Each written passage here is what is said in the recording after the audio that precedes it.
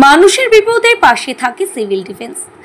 আপতকালীন অবস্থায় এই civil defence যাতে মানুষের রক্ষা করতে পারে তাই বজবজের 2-এর সভাপতি বুচান ব্যানার্জির অনুরোধে ডায়মন্ড হারবারের এমপি অভিষেক ব্যানার্জি বজবজ 2-এর উপকূলবর্তী মানুষের বিপদে সাহায্যের জন্য এমপি ফান্ড থেকে প্রায় 9 লক্ষ টাকা খরচের উপহার দিলেন স্পিডবোট।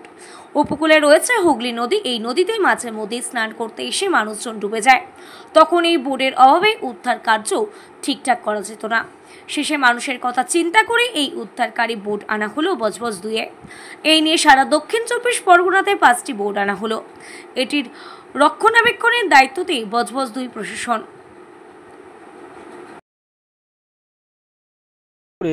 মাইক নিয়ে বর্ষার সময় কিংবা কোনো দুর্ঘটনা ঘটলে মাইক নিয়ে আপনি বলতে দেখেছেন, বৃষ্টিতে ভিজে ভিজে আপনি বিডিও সাহেব সবাইকেই দেখেছিলেন।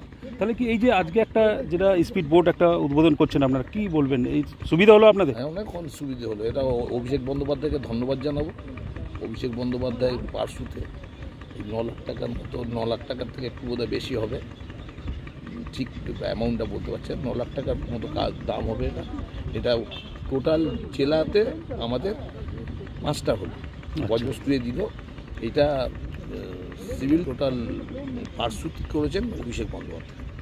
মানে এটা আমাদের জেলায় কটা আছে? টোটাল 5টা আছে, আমাদের নিয়ে 5টা হলো। আচ্ছা, এটা কি আগে আপনাদের এখানে না ছিল না, এই প্রথম অভিষেক বন্দ্যোপাধ্যায় দিল। এটা দেওয়াতে মানে কি উপকার এলাকার মানুষের উপকার তো হলোই। এটা